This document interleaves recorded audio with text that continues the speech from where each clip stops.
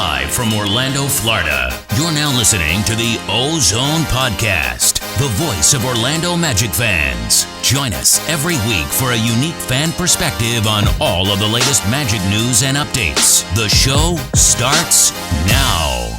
What's up, Magic fans, and welcome back to another episode of the OZone Podcast, brought to you by DraftKings and part of the Basketball Podcast Network. We're your hosts, Al, myself, Anthony, and today is Friday, January 21st. We are almost done with the first month of the brand new year.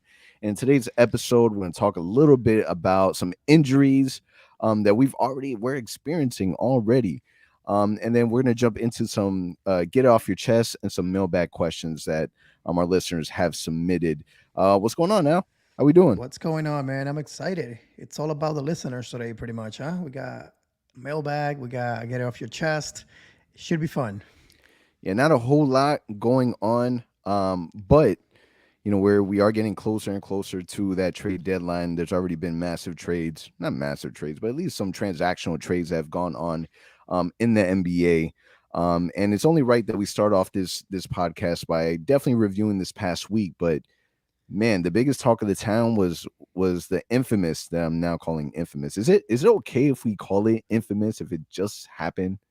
We have Mo Bamba that had a crazy first half. There was a moment where Mo Bamba was like, he was trending. Mo Bamba was trending for positives. It was great. Al, man, what you think of his first half performance? And then what do you think happened in that second half? Like what went on?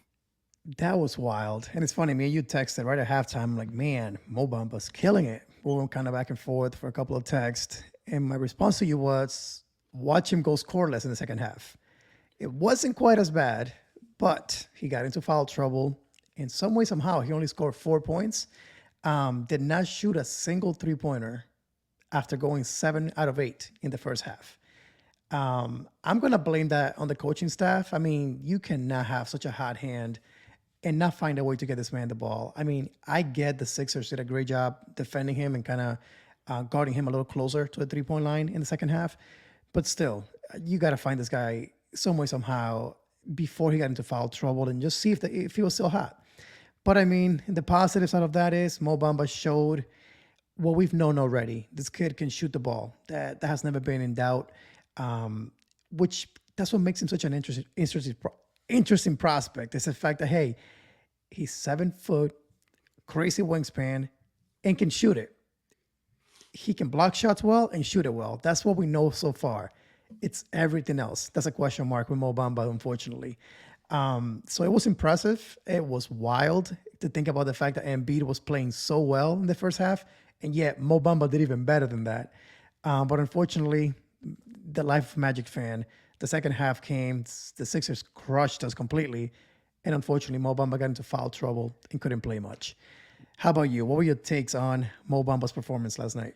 Man, it was fun to watch. Like you want to see that from Mo Bamba, because when we talk about, I feel like Mo Bamba is definitely one of the most bipolar players that are, and when I mean bipolar, I really mean from the fan base, where you literally have two sides. You have the sides that really do not like Mo Bamba. They talk about his motor, they talk about him not being consistent, and then you have the other side that they still believe in the potential. And I feel like that first half, for a glimpse, we saw that potential. But a warning of caution is that it was just a moment. Now it's great because who knows, maybe this is the starting point, right? It was a little disappointing to see that we really didn't get at least half of that first half in the second half. Like, you know, I was talking to my brother and we're like, man, Z, you think he can get 40? I'm like, man, he only needs 12 points, man, just 6 points a quarter. I think it's doable. And the fact that it didn't even come close to that, I was like, oh man, rough. But still a really, really big night. We don't want to take that away from Mo Bamba. He was aggressive. I don't know what it is about Philly. Like I think it's really more that matchup with Joel Embiid. I'm not sure if they still do, but at one point in time, especially when they're coming into the league, they shared the same offseason trainer. So they really got to battle out like one-on-one drills and really get to know each other before, going into the NBA. Even after the game, Joel Embiid kind of called Mo Bamba out, saying, Mo Bamba couldn't even guard me tonight. But let's be honest, he cooked me also. So he was definitely giving him his version of respect and whatever that may be from Joel Embiid. And Joel Embiid, man, he went off, man. If you don't think that Joel Embiid is by far the best big man in the league, I don't know if we're watching the same type of basketball. I'm not a fan personally of Joel Embiid, but Joel Embiid is definitely that polarizing figure that you love him if he's on your team, and if he's not, he's a little annoying. I mean, the way that he played last night, I think I tweeted this. It reminded me of the old days with Shaquille O'Neal. Like there was nothing we could throw at this man to stop him. Robin Lopez, we threw out there Mo Bamba.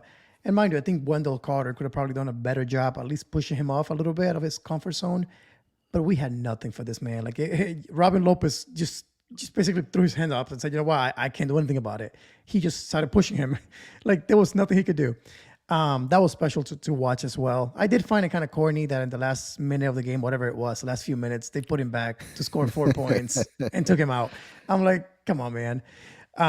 Dude, when he missed that free throw to get that career high, because he only matched it. He was on the line, shot two, missed Yep. that one free throw.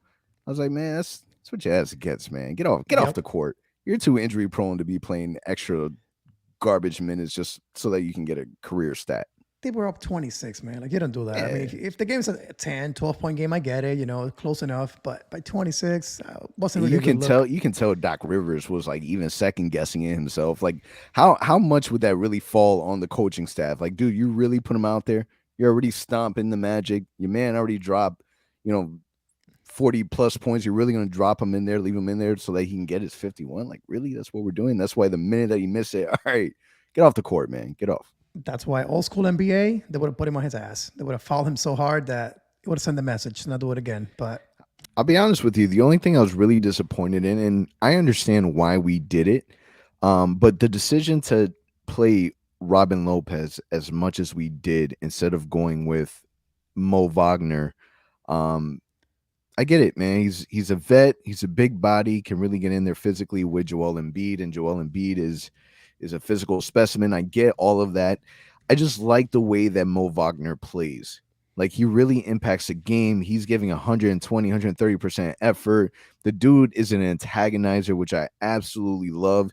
And I feel like Joel Embiid has that personality that he would entertain that kind of chip that Mo brings in. And I thought that, he's someone that can stretch the floor also and really does a good job all around. And I like how well he's been playing lately. I was really surprised that we didn't go to him earlier on. It wasn't until like way later that we actually got to see him on the floor. But I understand the reasons why. Little disappointed that it happened that way.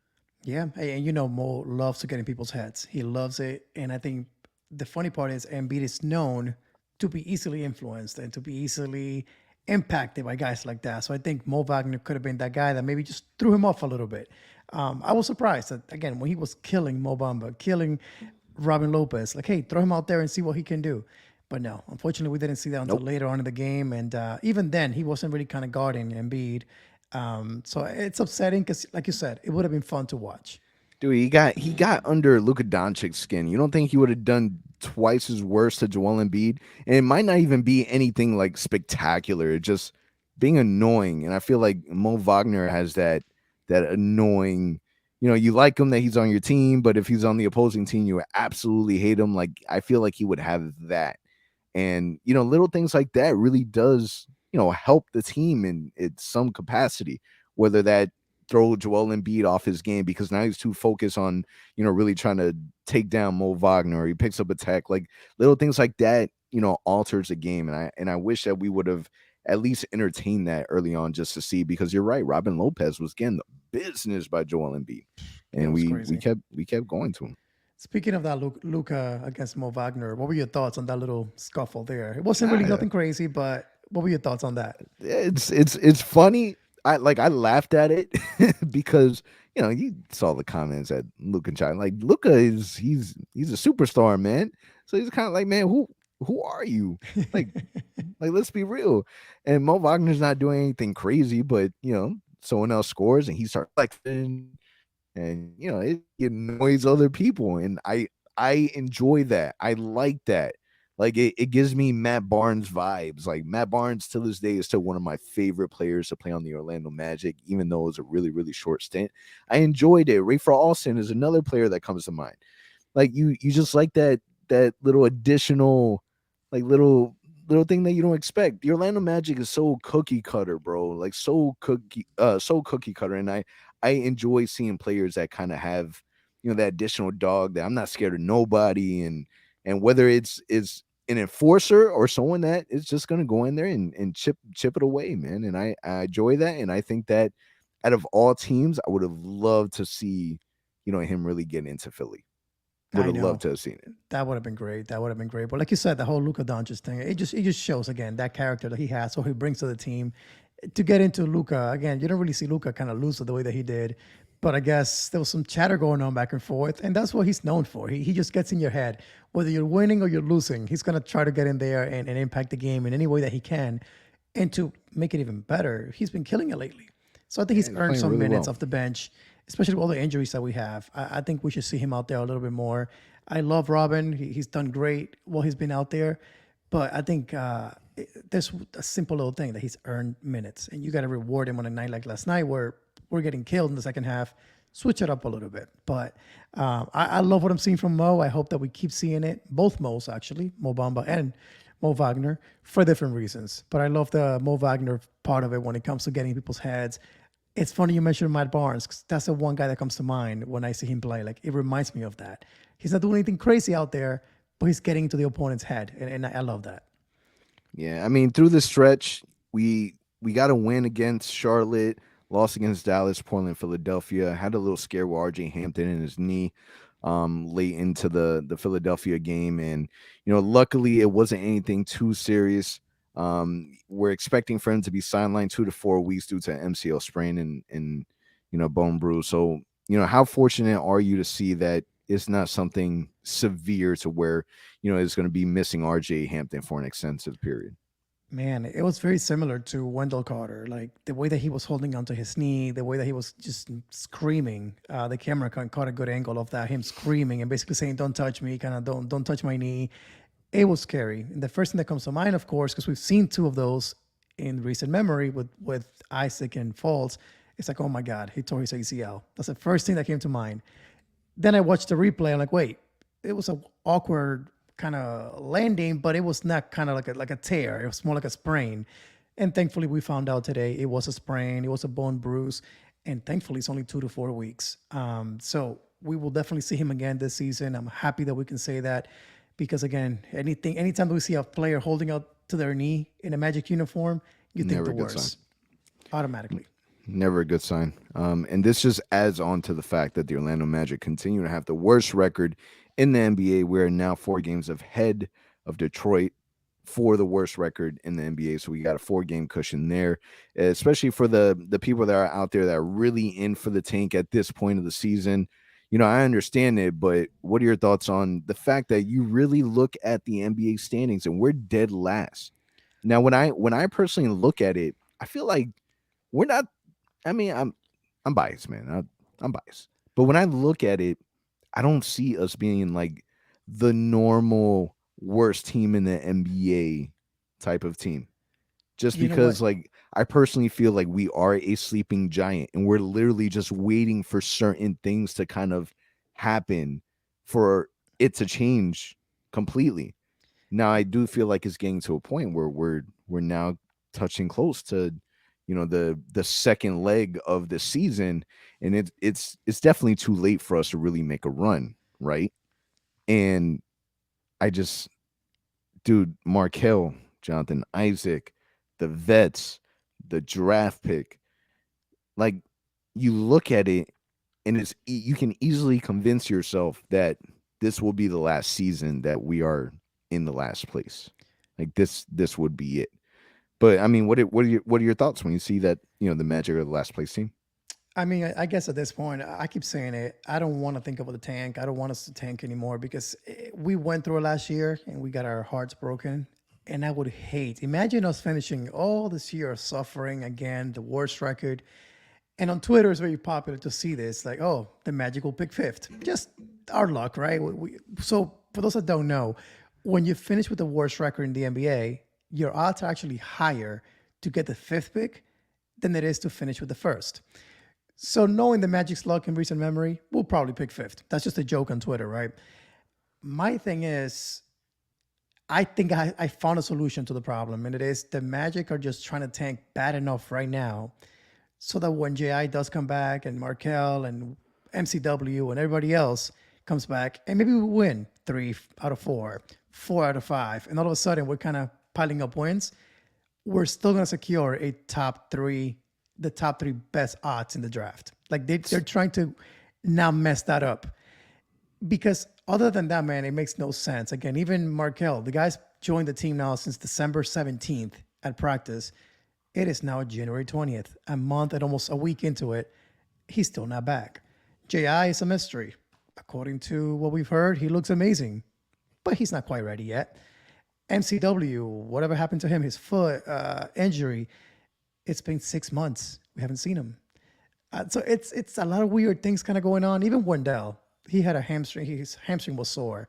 7 games he missed.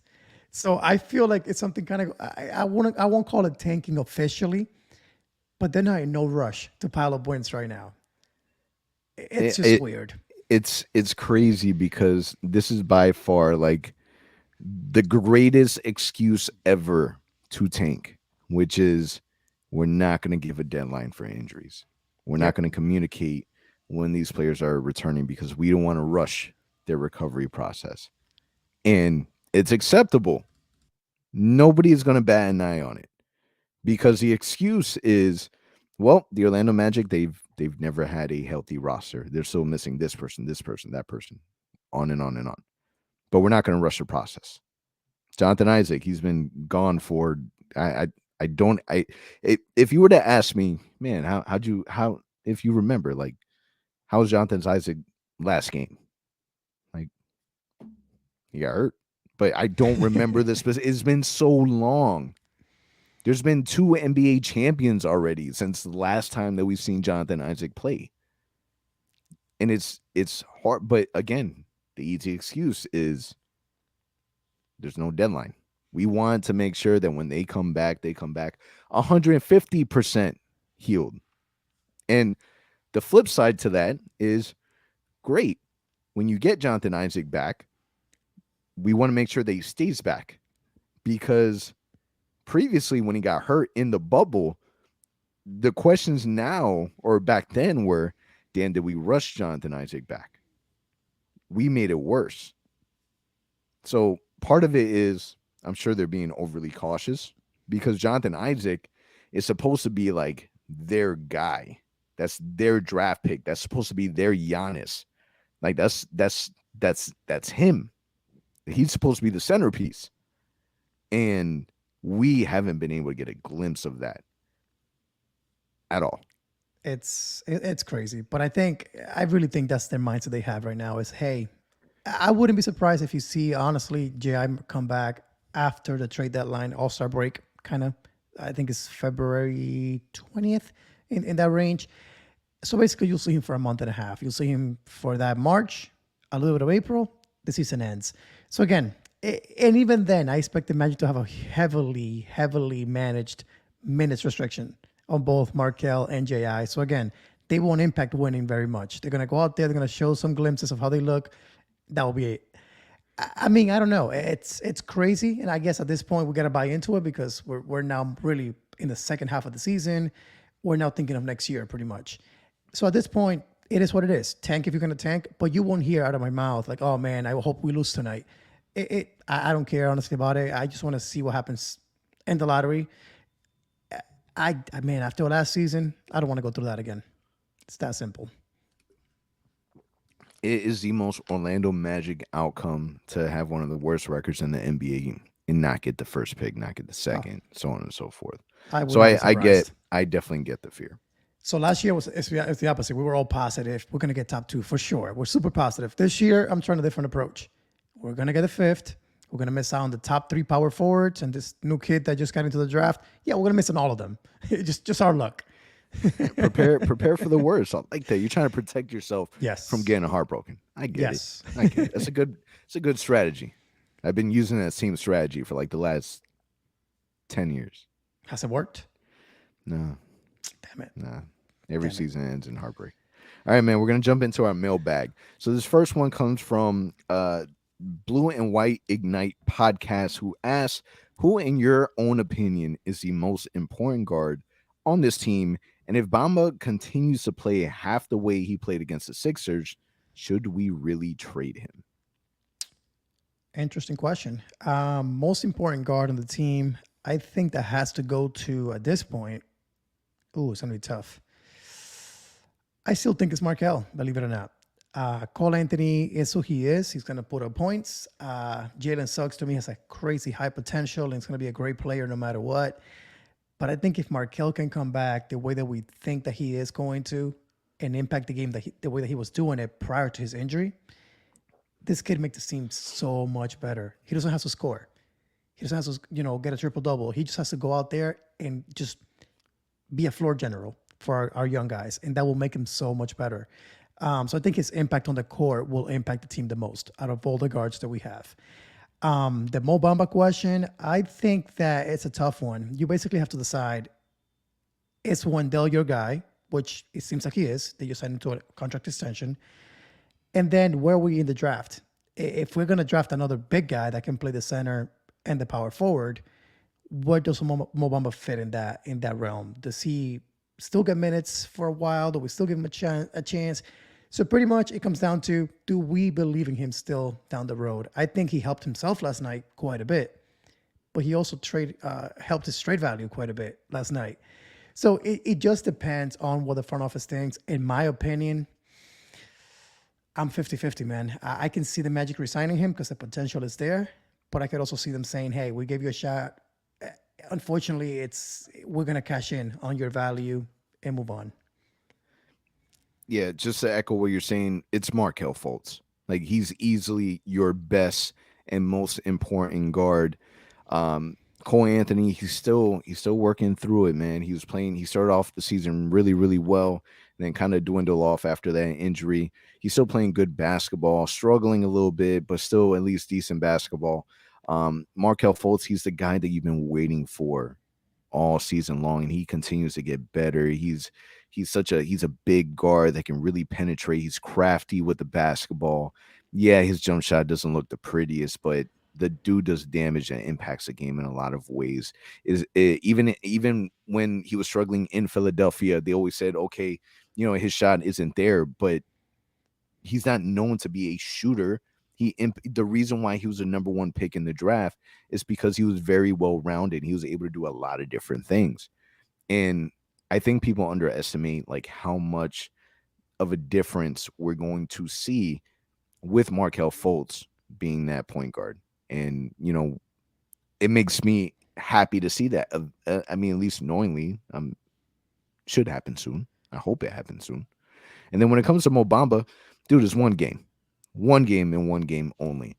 I honestly cannot see, and I could be dead wrong, but I can't see us keeping Bamba when you have somebody like Mo Wagner, who is 24 years old, in the same age range as Markel Fultz, Jonathan Isaac, and Ray. He's still young, that can really play and make impacts during those moments that Wendell Carter can't play.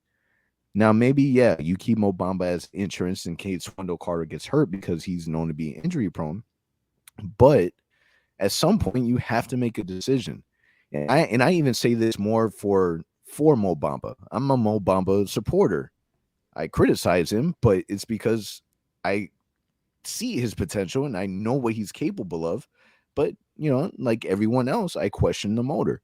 I think it's time for just a brand new environment for Mo Bamba. I think he just needs a clean slate. I thought with this new coaching staff, it would be a clean slate. He's clearly played a lot better. But I just think all around we definitely need to make a decision on him. And I think that if I was him, I would want to go to a different team. Yeah. Jumping into the next one. This is from Jeff Weltgod, who asks your top 5 prospects for the Magic in this upcoming draft. Have you been already looking at the prospects? Like, how deep into this NBA upcoming draft have you really dived in? So that's a good question because I'm going to give you my real answer, which is I don't know enough just yet. So I don't really have 5 names that like I'm like, yes, like, these are the guys. We know the big 3, right? We know Jabari Smith, we know Chet, Paulo Banchero from Duke. So we know those names. Outside of that, honestly, I haven't even looked below that because I really feel like the Magic are going to end up with a top 3 pick, and one of those guys will come in Orlando. A new name that was added today, we just found out, and I'm going to butcher his name, Shadon Sharp, I think you pronounce it. I'm not sure. He was the number 1 prospect out of high school in 2022, and apparently he's entering the NBA draft now. So people are projecting that he might be a top 5 pick. He's a small forward. He can do it all. He's super athletic. He can shoot the ball. So who is this? What's his name? Shadon Sharp. And I may be saying his name completely wrong. I have no idea who that is. Me neither. I never even heard the name. I just saw him on Twitter. People were buzzing about the fact that he's entering the draft and making this draft even better, which is good for the Magic, right? It's another prospect that we can get in the top 5. So any of those 3 big guys, in my opinion, are 1A, 1B, 1C. I don't know who. I have to do more research. But from a unicorn standpoint, the kid from Gonzaga, I think he has that unicorn feel that the Magic like. He can shoot. He can play inside a little bit, has some handles. If you end up moving Mo Bamba, he could become the new Mo Bamba in Orlando, kind of that guy that is a project and has super high potential. But if you want to play it safe, I think Jabari Smith might be your guy. He's a guy that's known to do it all. He's projected to be the consensus number 1 pick now by many draft experts. It's going to be tough. But if you ask me, any of those 3 power forwards is the way to go if you're the Magic. How about you? Yeah, so what worries me about Chet is that this dude's extremely skinny. He looks fragile. Super. And he looks like a player that, it might take him a couple extra seasons also to really get adapted. So that's my concern there because I don't want another project. Not calling him a project, but I don't want to wait. Like it may just be me being impatient, like the rest of the Magic fan base. But we want someone that can really lead the team now and really make great strides right away, especially after we got spoiled with Franz Wagner. Jabari Smith, definitely. I saw some of his highlights, and he looks like a player that is very, very. He looks like a basketball player. Mm-hmm. You know that conversation where people are debating between hoopers and basketball players. Like he looks like a basketball player. Yep. The person that I really like and is kind of who I've been leaning towards is definitely Paolo from Duke. Now, my concern with Paolo is the fact that he has that sweating condition where he just sweats like a lot, and they have to give him like special liquids so that he can keep his hydration while he's playing. My fear with that is if it's already a struggle right now in college, when you go into the NBA and you're playing 80 plus games, how would that impact you? But I think what makes this NBA draft so intriguing is the fact that if the Magic do, fingers crossed, get a top 3 pick, you're drafting a power forward. Yep. Like you're drafting a forward. And these are big forwards. We're talking about 6'10" that, maybe you can play them at the 5, maybe. But, you got Jonathan Isaac that's still healing up, getting ready to hit the court one of these days, hopefully soon. What do you do then? The Magic are in no position not to draft best player available. So what if you have Jonathan Isaac? We did the same thing with Cole Anthony, Markelle Fultz.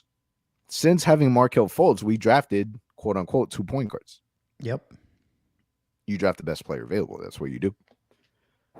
I think that the mindset for the Magic might be GI's coming back, but we're going to let this rookie kind of come off the bench, get a feel for him first. And I keep saying this, don't be shocked if the Magic are seeing GI more as a 5 in the future, which we've discussed this and you kind of don't like that idea. But in the new NBA, dude, you got LeBron playing the five right now. You got Draymond Green playing the five nowadays. So maybe, just maybe, hear me out here. Do you think that JI is being held out as they are working on his knee, but also bulking him up even more so that he can handle a little more of the big bodies in the center position? Just because imagine having that lineup now. But then that leads to the question, why did you just resign Wendell to a big deal, kind of, if that's the idea that you have? So it's troublesome. I kind of wish that it was, I don't even know why, because if you think about the Magic, they have a decent prospect in every position. The only one that I would consider maybe not being strong at is the shooting guard position now. Like, we don't really have that shooting guard guy that can really lead the way, unless you consider Jalen Suggs that guy, or maybe Cole Anthony, but he might be a little bit undersized. So it's going to be interesting. But like you're saying, it's going to be a big guy, more than likely. If we end up top three, you cannot pass up on those three names right there. So it's going to be very, very interesting to see how they approach the trade deadline, how they approach the days before the draft, or heck, the actual NBA draft day itself. Do they trade the pick? Do they package it with mobile? I don't even know. With another young guy and try to get a star? They have some big decisions to make over the next 6 months. Absolutely. This next one comes from Nate Turner. What is the best role for Chuma? Saw some good things last night from him, but with Franz really impressing this year and JI to come back, I mean, I think he's coming back. Do you think he would be happy being a role player off the bench after starting and playing well last year? So interestingly enough, I thought that Chuma was going to be a starter this year because he played well when he was a starter last season. But for some reason this year, he's actually played better off the bench, including the game against Philly most recently. He scored 18 points, shot it really, really well. And yet, when he's been a starter, he's kind of been very quiet and timid to make his presence felt. He scored like 4 points and 3 points, like very timid. I feel like off the bench, he knows, hey, I can just go out there and just shoot the ball and kind of impact the team offensively a little bit more. So I don't think he would mind. And not for nothing, he hasn't really done enough to tell me, man, you're a starter. Like, if he was playing at the level of Franz Wagner and being consistent every night, then yeah, you're earning your minutes. But right now, he's been very inconsistent this season. He's not shooting well enough. And even defensively, he doesn't look like the Chuma of last season. He's getting his steals, but staying in front of his guys is still an issue for him, which I don't know if it's the hip injury. I don't know what it could be. So in my opinion, I think he would be okay coming off the bench until he earns those minutes. I think it's going to be our 3-and-D guy off the bench. He's going to be someone that we already know takes great pride on the defensive end and can definitely open up, hit that jump shot from the three-point line. I don't see him starting with the amount of talent that we're really adding to this team. Again, just fast forwarding it into the future of seeing, adding another forward to the team. I think it would just make way more sense him coming off the bench. And I really like Chuma, and I think that he does a lot of great things for us. But I think that you're right. I've seen the impacts of, listen, Chuma has done a lot of great, and I've seen him play well in the starting lineup. I've seen him play well off the bench. He has some struggles. The great thing about seeing how well he does on both sides is that he's able to overcome those struggles. Mm-hmm. But I think that best role for him is definitely off the bench. And I honestly don't think that he would have an issue with it. I think that he would definitely embrace that role. And I think that, again, he's a player that is all for the team. And if he's coming off the bench, he's going to go in and make an impact. And that's all you can really ask for. Yep. All right. Really great questions from the mailbag. Now we're going to jump into Get It Off Your Chest. This is a segment that we've had for a really long time, but kind of, stepped away from it for a little bit. But this is really asking our listeners for their perception of the state of the Orlando Magic, allowing them to be able to be vocal, the good, the bad, the ugly, whatever it may be. And we actually got vocals this time for Get Off Your Chest. So we're going to run through it now. This very first one, let's hear it. OZone on Instagram says, I'm worried that we have an overabundance of talent. We need to develop. And when Isaac and Fultz come back, knowing this team, we will develop the wrong players. And then don't even get me started on the fact that we are supposedly giving up on Mo Bamba. Oh, okay. So what does that mean exactly? He's worried that we'll develop the wrong players. So I'm wondering if he means that with all the injuries, where, again, the guys that are getting on the court, getting shots up and putting up stats, Cole Anthony, Franz Wagner, I'm guessing he's thinking those are not the guys that we should be developing. It should be more like Markel, Ji, the big names that we have come to expect. But then again, they've been injured. So, if anything, in my opinion, this little break has allowed other guys to shine, build that confidence that they can make it in the NBA level, and it's going to make us even better when it comes to putting the whole team together. So imagine now you having Markel, Ji, Franz the way that he's playing, Cole Anthony the way that he's playing, and hopefully Suggs by the time that he's fully developing here by the end of his rookie season. It's gonna make us a better team overall. That's my take on it. I'm okay with having an overabundance of talent on the team. Isn't that the ultimate goal? Like I get the concerns. Like how could you possibly develop all of our young people? I get that. How do you develop Franz, Cole, Jalen, Markel, Jonathan Isaac, Wendell, RJ Hampton, Chuma? Like how do you really are you able to develop all of them? But there is a way of doing that. It's not just one head coach. It's not like Jamal Mosley. I mean, there is only one head coach, but there's not just one coach. It's not like Jamal Mosley is the only one with the key to develop. You have multiple coaches that are brought on with that specialty to be able to help develop all of these players. But it's not just, Jamal Mosley is going to take Jonathan Isaac and Markel only, and he's only going to work with them. The Magic do have a lot of talent, but that's a great thing. Because right now we don't have we don't have that one all-star. Who's that one player that's really going to carry us? Even with Jonathan Isaac and Markel coming back, it may not be them. And that's okay. That's part of a rebuild. We're the worst team in the NBA. Grab as much talent as you possibly can, and once you have it, figure it out. And I'm including this draft pick that's coming. I'm including them. Figure it out. We've seen flashes. We know that our players have potential. We just don't know who that one guy is going to be. And who knows what we get back with Jonathan Isaac? Who knows what we get back with Markel Fultz? I pray that they stay healthy, but what if they don't? What if we experience more injuries? What do we do there? At least we're in the position to where we own all our futures and a really, really good, hopefully, draft pick coming up. Yeah, I think you're right, 100%. I think you cannot get too picky. And I think having a lot of young talent, good quality young talent with potential, it may not work out at the end of the day, but it's still assets that you can always trade down the road. And there's no better asset to have than a young talent player making rookie salary or very little money.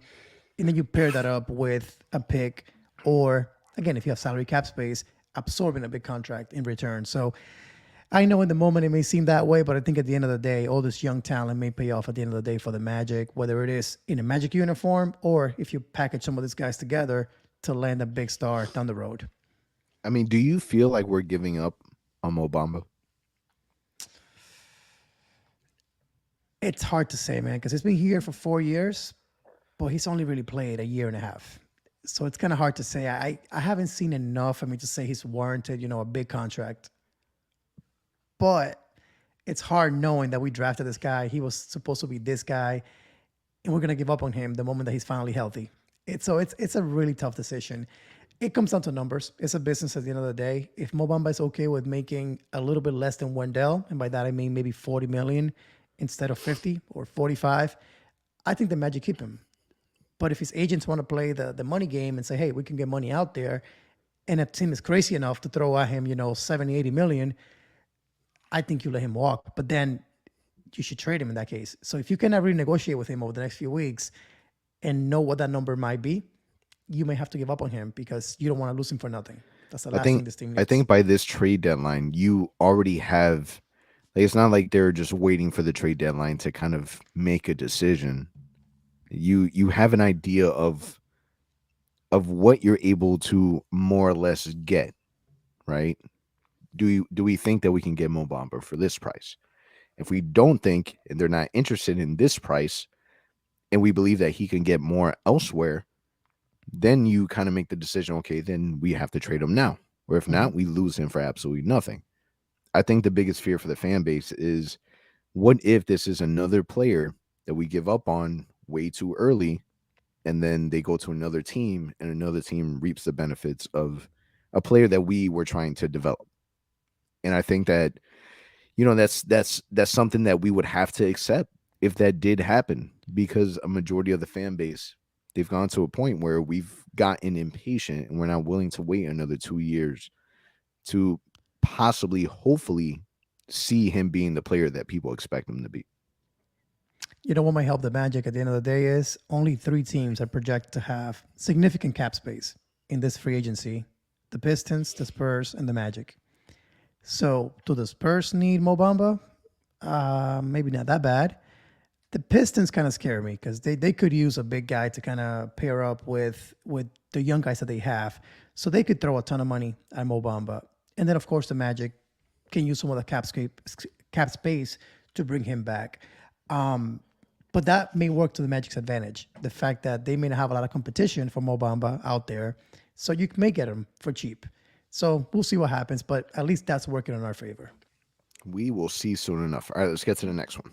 Murdy L. Dermo O on Instagram says, I watch the games only for Cole Anthony, but he is on a tough stretch now. What do you think about his current situation? Good question. I've been asking myself the same thing. I think I tweeted this the other night. I tweeted, I miss the nights when Cole would just score 20 plus every night. Like you went into games knowing Cole's going to drop 20. We may not win the game, but it'll be fun to watch him put up those numbers.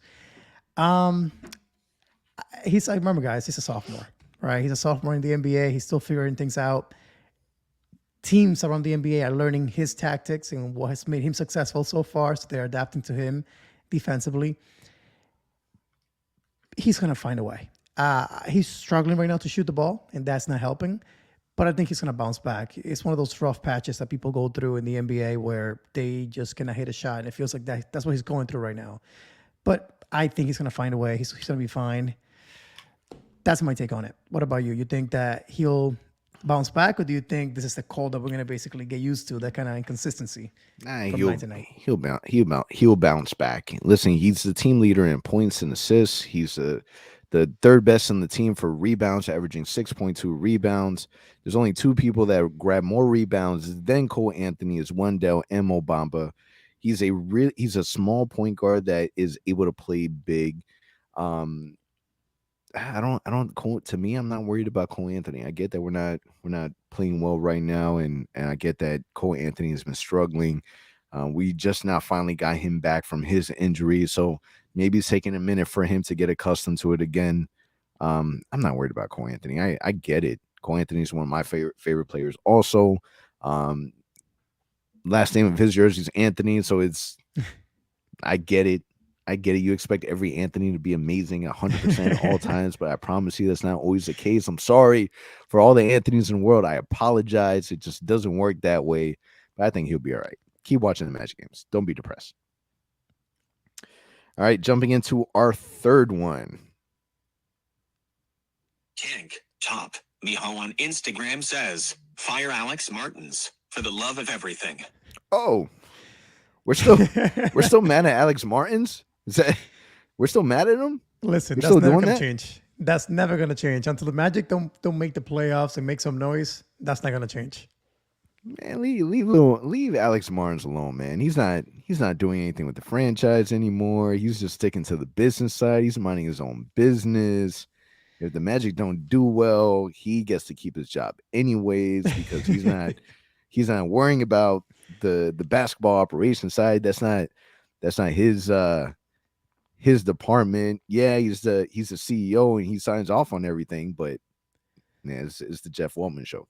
Let me ask you a quick follow-up question to that. Do you think there's a scenario where he's pulling the strings, though, back there and saying anything that impacts the basketball? Do you really think that's now Jeff Waltman that's kind of calling the shots? My personal opinion, Yeah. I don't think he has any say of what to do.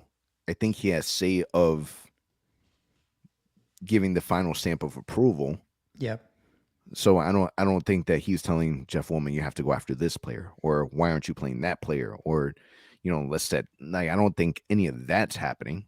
But I think that for the Nikola Vucevic trade and Aaron Gordon, I think that it definitely gets to his desk, and he's signing off on it, 100%. Which But happens in every NBA team, right? Like the owners have to be okay with it and have to agree with it. but at the same time, we could be completely wrong, right? Because when Jeff Woolman came on board, that was one of the questions that he was asked, and his response. And I remember this response because to me, it was the number one thing that stood out, because we've always had, the general manager. Mm-hmm. The PBO was something that we didn't have, right? And his response was, the only reason why I wouldn't take this job unless I had full 100% authority to make basketball decisions. And I was going to say, the fact that he resigned for 4 more years or 5 more years, if you include this one, makes me believe that that's what's happening. Because I don't think they would have been okay staying if the Vucevic trade was forced on him, or the Aaron Gordon trade. So I think that makes me believe that they're on the same page. Absolutely. And I think that you have to have that type of partnership where Alex Martins is saying, Jeff, I trust what you're doing. You're leading us in the right direction. So you keep doing what you're doing, bro. But I think so. Man, leave Alex Martins alone, man. He promised you a championship by 2030. What more do you want from that? No, I'm just kidding. I get the frustration. God. I get it. All right, number 4. White boy fantasy on Instagram said, "Good things come to those who wait. Terrible this year, but next year the franchise will have a rebirth. So much young talent with another lottery pick on the way, and a ton of cap room." There you go, white boy fantasy. See, I think like that positivity. He thinks like me, because that's what I keep saying to myself every single night. I'm like, another topic is coming. White boy fantasy. That's what you're telling yourself every night, Al? Not that. I keep saying to myself, hey, we got a top 3 pick coming, maybe top 5. We'll see. We got salary cap space for the first time since Jeff and John have been here. The team is fully loaded with young talent. Be patient. That's what I keep saying to myself. And I've said it many times in this podcast. I go to every game, and it's even gotten to a point where I don't want to go to games anymore because we can't know the outcome. But I'm going to watch this team develop. I want to go out there to see what young guy's going to look good that night and do something different that I haven't seen before. So I'm still supporting the team in that fashion. But I think if you're a Magic fan, you have to be positive. I know it's hard. I know it's hard when we lose these games by 1 point, by 2 points, and these young guys look great. But at the end of the day, I think it's going to pay off for us. Again, once we get hopefully a top 5 pick, I'm not going to say top 3 because you never know what may happen in the lottery. It's going to make it worth it. And again, let's see what happens in free agency, what happens in trades coming up. But I think the future is brighter than it's been in recent memory. That's all I can say. And good things comes to those who wait. I feel like we've been waiting a really, really long time. And damn it, we deserve some good happening our way. Done a lot for the NBA. Single-handedly saved the NBA season during a pandemic. Provided our partnerships and really, painted the blueprint to allow, NBA basketball to continue. We're owed. Like, the NBA is in debt to the Orlando Magic. So we're waiting. Hopefully, I agree. There's a lot to be excited and to be positive about. NBA draft is something that can really, like, this is a season where it makes or breaks. Like, we can't afford, and I feel like I say this every season, but we can't afford not to get it right. So, jumping into number 5, the last one. P Drummer 2004 on Instagram says, "Watching Magic games make me depressed at this point, but at least we have a bright future." Okay. There you go. Okay, so I feel like there's a common trend happening. Right now, everyone's sad and depressed, but you're still holding on because you see the light at the end of the tunnel, the sun at the end of the horizon. Like you see the positives. At least there's a little mix of emotions there. Like, it's not all negative and positive. I like it. Think it makes me feel good that Magic fans kind of think alike in the sense of, hey, it sucks right now, but it's going to get better. And I think that's the mindset that we all have right now. It's like, hey, we know it's tough times. We injuries have killed us. We've lost so many games since last year, but we know things are going to get better. And I think the common thinking is we can be easily back to 500 next season. If with this team healthy, with a new pick, with J.I. Markel healthy, we can turn it around completely. And I think that's the biggest thing that we have to keep that in mind, that can really happen just next year. But things have to work in our favors, and now we need that to happen, and that sucks. And now that anxiety can sing, like, man, we can't wait till the end of the season. We can't wait till the lottery. We went through it last year, and it sucked. I was literally counting down the weeks and the days until we would find out these answers. We're kind of back to that again, but for now, let's enjoy the games and deal with that later. Yeah, we literally have the return of Markel and Jonathan Isaac, hopefully before the end of the season. We got NBA trade deadline.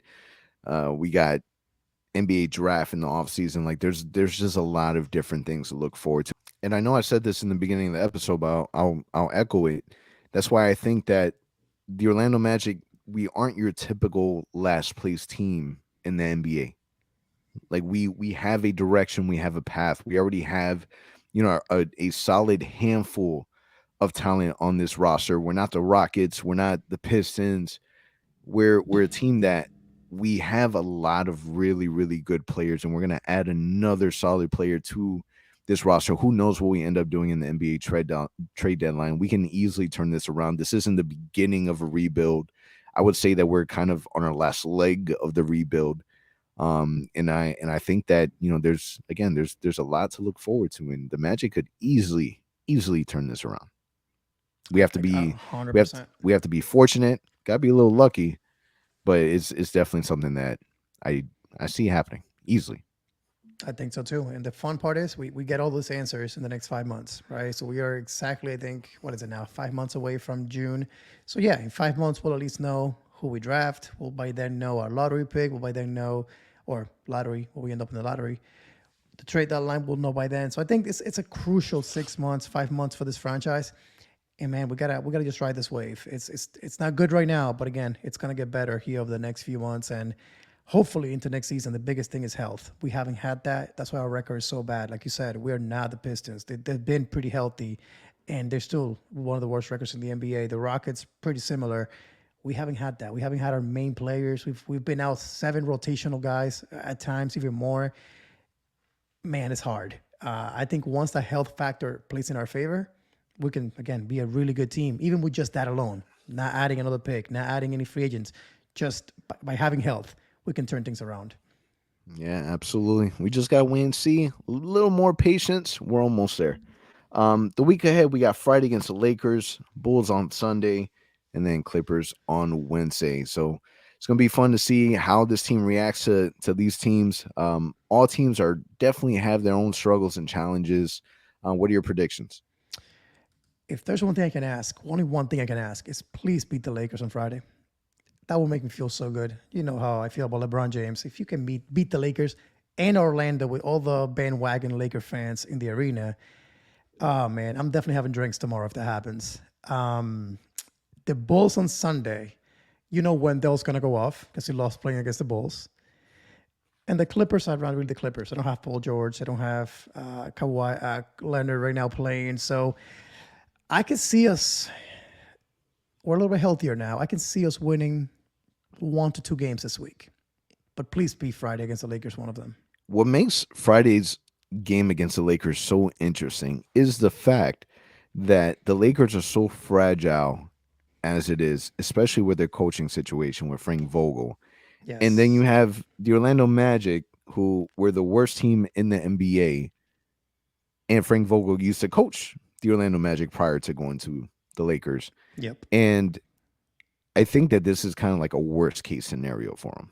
Like, if you play against the Lakers and you play against the Magic and you don't beat the Magic, then there's no way, like, in my opinion, there's no way that he survives. No. That vacant, like, the Lakers head coaching job, in my opinion, would be vacant if he loses against the Orlando Magic. Like, that would have to be the last draw. Frank Vogel's a nice guy.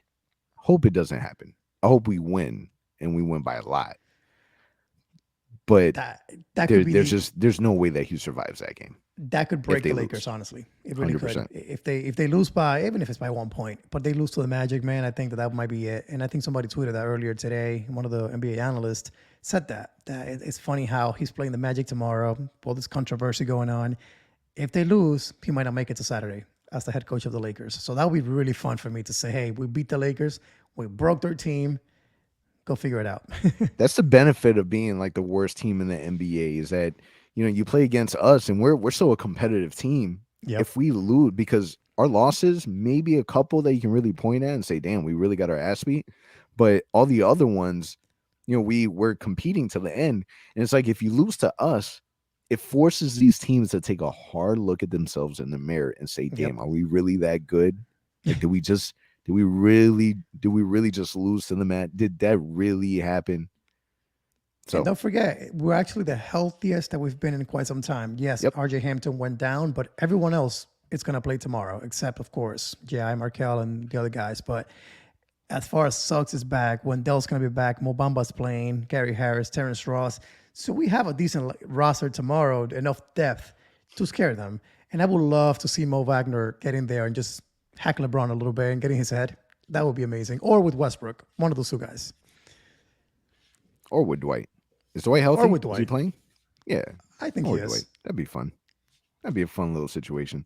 Get Mo We'll out see, there. man. That Lakers game definitely in the game to watch. So we'll see what ends up happening. On that note, appreciate you guys for listening and watching.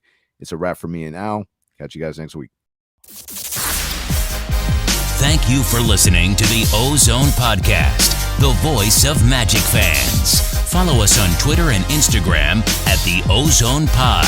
And remember to subscribe and leave a 5-star review on all your favorite podcast listening platforms.